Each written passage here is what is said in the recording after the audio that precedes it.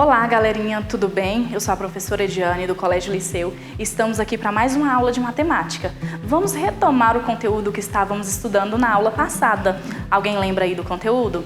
Creio que sim, né? Então era adição e subtração com os números naturais. Dando continuidade hoje, a gente vai falar a respeito da adição e da subtração como operações inversas.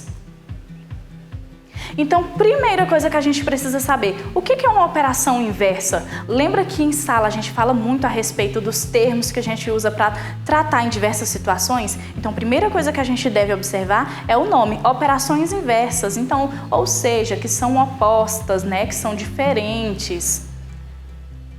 Então, a operação inversa da adição seria a subtração e a operação inversa da subtração, a adição. A mesma coisa vai acontecer quando a gente estiver estudando multiplicação. A operação inversa da multiplicação, a divisão, e da divisão, a multiplicação.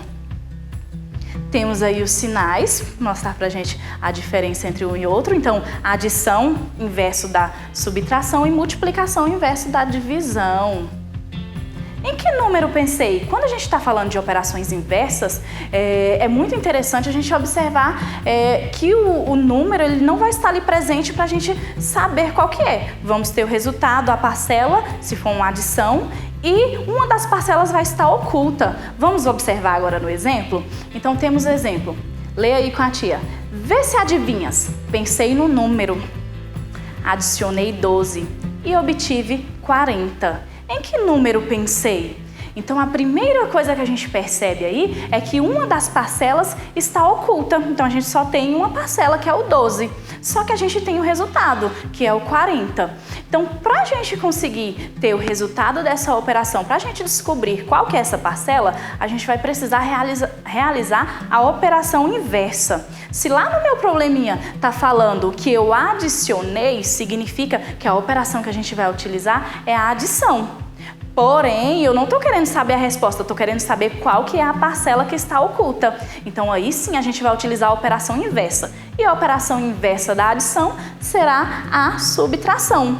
Então, pego o resultado, que é os 40, menos 12, que é uma das parcelas, e obtenho o resultado 28. Então, pensastes no 28? Sim. Agora eu vou dar uma dica para vocês. Quando a gente descobre qual que é o número que estava oculto, né? Qual que é o número que a gente estava tentando descobrir, a gente pode pegar ele e adicionar lá onde ficou a interrogação e realizar o cálculo normalmente. Assim, a gente consegue descobrir se está certo sim ou não. Então, 28, se a gente adicionar o 28 mais 12, teremos o 40 como resultado. Tudo bem? Operação inversa e prova real. Lembra que a gente sempre, nas nossas aulas, nas nossas avaliações, nas nossas atividades, a gente sempre busca um meio de descobrir se a nossa operação está certa, sim ou não. Então, a gente sempre fala lá a respeito da prova real. E a operação inversa seria similar à prova real. Ou seja, aqui nós vamos ter dois exemplos, tá? Um com adição e outro com subtração. E no exemplo ele mostra claramente pra gente como estruturar a nossa operação para tirar a prova real, ou seja, realizando a operação inversa. Então o exemplo mostra pra gente claramente como estruturar para que a gente consiga realizar a operação inversa e ter a prova real, se o nosso cálculo está certo ou não, né? No primeiro exemplo, a gente tem a adição, 235 mais 123, com o resultado 358. A operação inversa da adição é a subtração, por isso que na hora da prova real, o cálculo que a gente vai utilizar vai ser a subtração. Então, o 358 agora ele se torna o minuendo, né? E temos uma das parcelas da adição se tornando subtraindo. Fazemos a conta e no resultado tem que ter claramente a primeira parcela que estava oculta, que ficou lá do outro lado. Então, 358 menos o 123, 235. 235 era o número que a gente estava procurando? Era o número que ficou oculto lá da primeira parcela? Sim. Então, com a prova real, sabemos se o nosso cálculo está correto sim ou não. No próximo exemplo, a gente tem um exemplo com a subtração. Então, a subtração, a operação inversa vai ser a adição, né? Então, 456 menos 121, temos o resultado 335.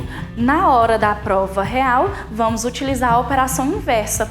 Ou seja, se o nosso cálculo era de subtração, agora ele se torna de adição. Então, temos o resultado 335 mais o subtraendo 121 com o resultado 456. O 456 era o número que estava oculto? Era o número que a gente estava esperando? Sim, porque lá do outro lado está ele. Então, a operação inversa da subtração, a adição. Temos agora mais um exemplo a respeito das operações inversas, né? Podemos reparar que para o número que está desconhecido, ele pode ser representado por qualquer símbolo. Aqui temos um balãozinho aí para representar ele. Então, 13 mais algum número que não sabemos qual que é ainda, com o resultado 36. É aí que a gente utiliza a operação inversa. Então, a gente vai utilizar a subtração, né? Então, para determinarmos o resultado, precisamos calcular 36 menos 13, que era a nossa parcela lá de cima, com o resultado 23. Lembra da nossa dica? A gente pode pegar o resultado e colocar lá onde o termo estava desconhecido e realizar a operação normalmente. Aí saberemos se está correto ou não. Então, se a gente colocar o 23, 13 mais 23, 36. Então, nossa operação estará correta. O próximo exemplo é a subtração. Então, temos um termo desconhecido que menos 16 terá que dar o resultado 15. Para determinarmos o resultado, nós precisamos fazer a operação inversa. Então, a adição. Então, 16 mais 15 igual a 31. Podemos realizar também, pessoal, aquela verificação que a tia está falando para vocês, né? Então, pegar o resultado 31 e colocar onde o termo estava desconhecido e fazer o cálculo normalmente. 31 menos 16, 15. Chegaremos ao resultado correto realizando a operação inversa. Hora de praticar. Aqui na tela vocês vão ver alguns exemplos. Já está estruturado de uma forma que vai facilitar aí para vocês. Vocês vão realizar os cálculos em casa e o resultado desse desafio eu só apresento na próxima aula, tá? Além do desafio que vocês vão fazer, que são esses 3, temos as atividades. Espero que vocês estejam fazendo com capricho, né? Então, temos as páginas 84 e 86. Lá vocês vão encontrar atividades de fixação, de adição e subtração. E além das atividades de fixação, terá também as nossas atividades para o caderno, que será disponibilizada no nosso portal. Façam com capricho, com carinho e espero vocês em breve. Um beijo!